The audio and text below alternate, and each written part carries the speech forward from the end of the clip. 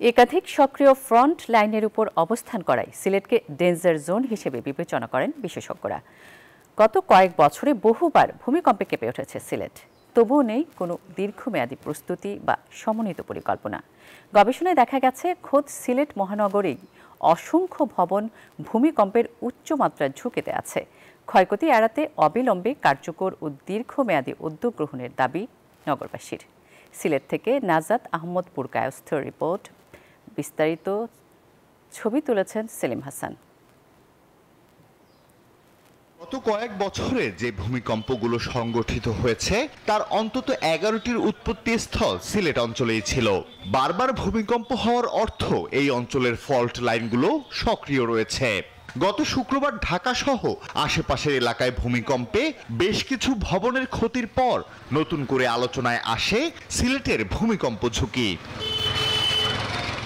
সম্প্রতি সিলেট নগরের 42টি ওয়ার্ড জুড়ে প্রায় 80 বর্গ কিলোমিটার এলাকায় জরিপ চালান গবেষকরা।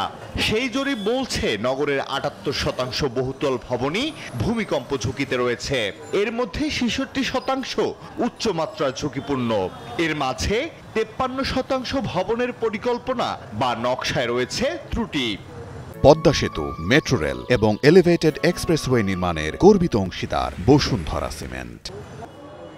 এদিকে নগরের ঝুঁকিপূর্ণ ভবনের বিষয়ে অধিকতর যাচাই বাছাই করতে সিটি কর্পোরেশনের কাছে আবেদন জানানো হলেও অজানা কারণে সেটি আর এগোয়নি।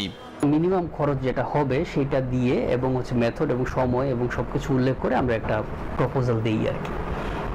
তো আনফরচুনেটলি এরপরে ওই পক্ষ থেকে আর কোনো রকমের যোগাযোগ করা হয়নি। ঝুঁকিপূর্ণ ভবন নিয়ে কার্যকর উদ্যোগ না থাকায় ক্ষোভ প্রকাশ করেছেন নগরবাসী। বিল্ডিং কোড মাইনে চলতে হবে এবং রাস্তাঘাট ঘর দুয়ার কিভাবে হয় এটাকে আমরা মাইনে চলতে হবে। ঝুঁকিপূর্ণ বিল্ডিংগুলো যদি আমাদের একটু নজরদারি করা হয় তা আসলে সব মতো ভালো হয়।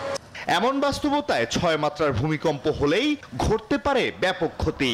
তাই দীর্ঘমেয়াদী পরিকল্পনার অংশ হিসেবে রাস্তা প্রশস্তকরণ ও নিয়ম মেনে ভবন নির্মাণের পরামর্শ দিচ্ছে ফায়ার সার্ভিস। 20 ফিট রাস্তা মাস্ট থাকতে হবে, এরপরে বেশি 30 ফিট পর্যন্ত 40 ফিট পর্যন্ত হলে ভালো হয়। শিগগিরই ঝুঁকিপূর্ণ ভবনের বিষয়ে কার্যকরী সিদ্ধান্ত নেওয়া হবে বলছে সিসি। 7টা ভবন অতি ঝুঁকিপূর্ণ চিহ্নিত করেছে।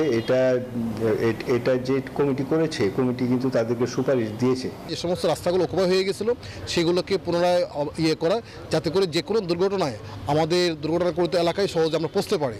ভূমিকম্পের সম্ভাব্য ক্ষতি কমাতে মাস্টার প্ল্যান ঢেলে সাজানোর পাশাপাশি ব্যাপক জনসচেতনতা তৈরির পরামর্শ বিশ্লেষকদের। Desk report, news 24।